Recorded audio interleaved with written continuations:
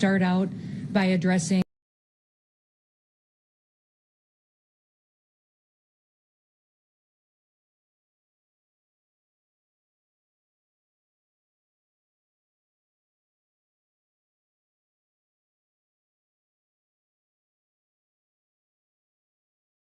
the loss of life that we saw here in Minneapolis today. Any loss of life is a tragedy, and I think all of us can agree that in this situation it was preventable. I've spoken to the president today on the situation here on the ground. I also just got off the phone a little while ago with Governor Walz and spoke to him as well. I want to reiterate first with all of you the facts of what happened today. At 10:25 a.m. Central Time, Immigration and Customs Enforcement were carrying out lawful operations here in Minneapolis. Because of the adverse weather that Minneapolis has seen in recent snow, one of the vehicles became stuck and ensnared in the snow. Law enforcement were attempting to push out this vehicle, and when a mob of agitators that were harassing them all day began blocking them in, shouting at them, and impeding law enforcement operations. ICE officers and agents approached the vehicle of the individual in question, who was blocking the officers in with her vehicle, and she had been stalking and impeding their work all throughout the day. ICE agents repeatedly ordered her to get out of the car and to stop obstructing law enforcement, but she refused to obey their commands. She then proceeded to weaponize her vehicle, and she attempted to run a law enforcement officer over. This appears as an attempt to kill or to cause bodily harm to agents, an act of domestic terrorism. The ICE officer, fearing for his life and the other officers around him and the safety of the public, fired defensive shots. He used his training to save his own life and that of his colleagues. He was treated at a local hospital, has been released, and is now with family. I encourage the American people at this point in time to pray for him, but also to pray for the deceased's family and her loved ones. Today alone in this country, there have been 4 different domestic terrorist attacks on federal officers by the ramming of vehicles. 3 of them happened here in Minneapolis. We've seen over 100 of these vehicle rammings happen in just recent weeks, and this must stop. ICE alone is facing a 1,300% increase in assaults against them and an 8,000% increase in death threats against all of them. In fact, the very same officer who was attacked today had previously been dragged by an anti-ICE rioter who had rammed him with a car and drug him back in June. He sustained injuries at that time as well. And let me remind you why we're all here in this city today and why we've been here. In communities across this country and here in Minneapolis, we're just enforcing the laws that we have in this country. For years under President Biden, tens of millions of dangerous criminal illegal aliens, terrorists, and suspected terrorists were allowed to invade our country over our southern border. They were allowed to steal, to defraud, and to perpetuate violence against American citizens. Regardless of who your mayor or who your governor is, President Trump promised every single American that he would make America safe again. He promised every single American that he would work to protect them from dangerous criminals. Since Governor Walz has been in charge of Minnesota, we have seen homicides go up by over 50%. That's also during Mayor Frye's tenure as well. Since President Trump took office, Governor Walz has released over 470 violent criminals back onto the streets here in Minneapolis. He has another 680 of them still within his jurisdiction that he could give to us today to face the consequences for their crimes. Because Governor Walz and Mayor Frye refuse to protect Minnesotans and instead they protect these criminals, that's why we are here. And we didn't just show up yesterday, we've always been here. But we're surging operations because of the dangerous situation we see in this country and because we're no longer going to allow illegal criminals to damage and harm, to kill, to sexually abuse, to proliferate drugs, and to steal American taxpayers' dollars. This state has faced unprecedented immigration fraud. It's seen unprecedented benefit fraud. Individuals were allowed to come into this country and set up fake companies and fake nonprofits and divert billions of dollars away from American citizens and those vulnerable citizens who truly needed the services from those programs. This city has burned before, and your mayor and your governor let it happen. President Trump is not going to let that happen. He and our federal law enforcement officers are here to bring peace, and to bring public safety and to ensure that criminal activity is stopped and that people who perpetuate it will face consequences. Since we have been here in recent weeks, we have arrested over 1,500 criminals off of the streets. Our law enforcement has arrested murderers, known and suspected terrorists, child pedophiles, and other brutal criminals that were protected here in this city. We should all work together to protect our citizens. We should all protect the men and the women and the families who live here in Minneapolis, who live in Minnesota, and live throughout this entire country. I want to thank you for being here, and I want to thank you for focusing on the important work that our federal officers do and make sure that we're focused on the priorities of this country, and that's making sure that we're keeping people safe. With that, I'll take any questions that you may have. Secretary, no, Mayor Fry called the claims of self-defense BS. How do you respond to that?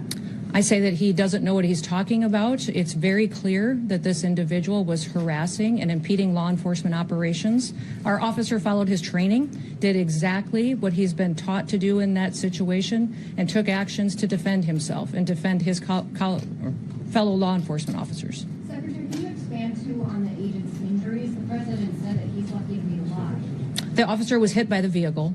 She hit him. He went to the hospital. A doctor did treat him. He has been released, but he's going to spend some time with his family. Can you clarify whether he was hit before or after the gunshots were fired? I can't, but the FBI will continue the investigation and release more facts when it's appropriate. Secretary, no, has the agent been relieved of his duty, or can you give us any other insight? No, we're following the standard protocol procedures we do in situations like this. When there's an officer-involved shooting, we make sure that we get the facts and that we are getting the statements from everybody involved and make sure that investigators are handling the decisions. Secretary, no, have ICE operations paused because of what happened today? No, we're still out on the streets doing our work to get dangerous criminals off of the streets of Minneapolis. Can you tell us any insight into your conversation with the governor? You know, Tim and I have known each other for years. We served in Congress together. We both ran for governor the same year and have served as governor at the same times.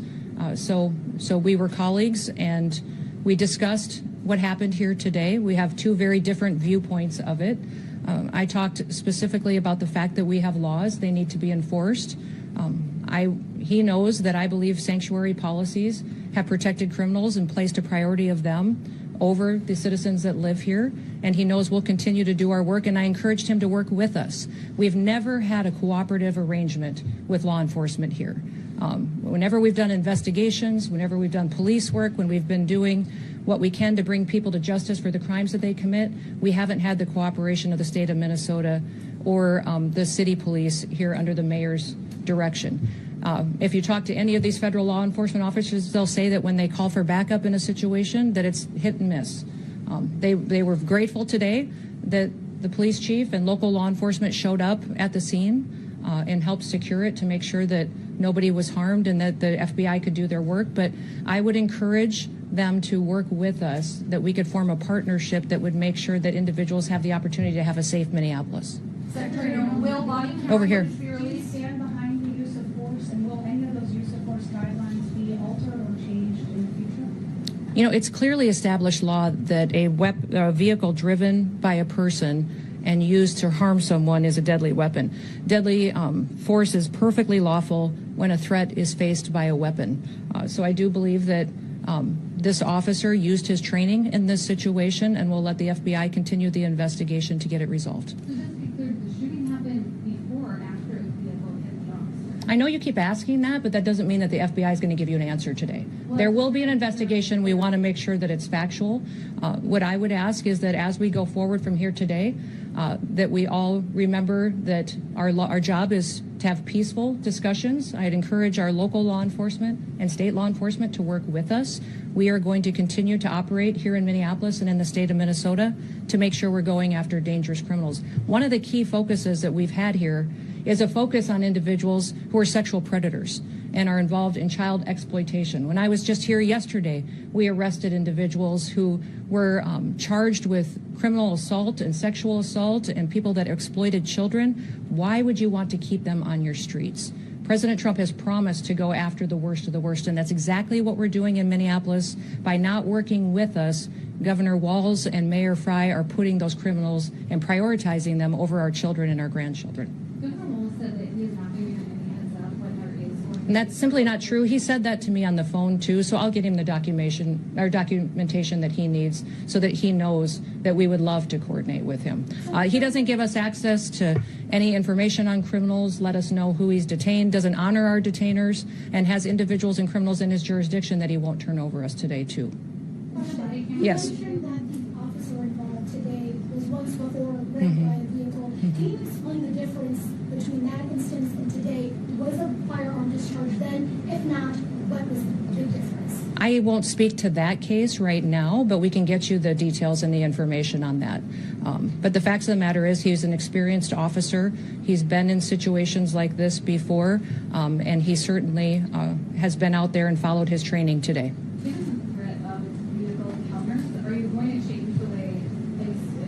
You know, people need to stop using their vehicles as weapons. This domestic act of terrorism to use your vehicle to try to kill law enforcement officers is going to stop. And I'm asking the Department of Justice to prosecute it as domestic terrorism because it's clear that it's being coordinated. People are being trained and told how to use their vehicles to impede law enforcement operations and then to run over anybody who gets in their way while they go out there and try to disrupt peace and public safety. And Americans deserve better. Can you say what they were investigating? That hasn't been a part of the discussion. I know Governor Walz mentioned some of that earlier in his press conference, but we've got law enforcement officers here that will continue to work, and we're hopeful that the public recognizes that the work that we do every day makes America safe again. Can you get With that, into the operation that was happening at 34th Portland? we had law enforcement officers that were out there doing an enforcement action, and a vehicle got stuck in the snow, and so they had called for other people to come and help them get that vehicle out. Those officers were trying to free the vehicle when the harassment started, when the protesters were out there impeding their vehicles and preventing them from leaving the scene. Was it at a particular home or business in that intersection? I won't speak to that. Can you speak to the crime that person may be committed that you were going after? And you mentioned sexual crime. Okay. Will body camera footage be released? I will let the FBI decide. Were they on target today when they were in that neighborhood? They were returning back to headquarters, I believe, to start a new operation, had just completed one. Was it a nice? Well, thank you. What's that? Was it a nice vehicle that had? I was one of the vehicles that ICE officers were using. But remember, when we operate in a task force model. So we have other federal agencies that work with us, and we're very grateful for that. We have CBP officers, the FBI, DEA, ATF, all of those all work with us every day in a task force model, and we appreciate it. We'd love to have the state police, and we'd also love to have the Minneapolis police chief and his team be alongside of us while we're out there doing those enforcement operations. With that, we'll get you more information as it is revealed, but thank you and everybody. Let's work together to make sure that we can continue to help the city be safer, get more criminals off the streets, and ensure that our public has the opportunity to pursue the American dream in a city they can be proud of. Thank you.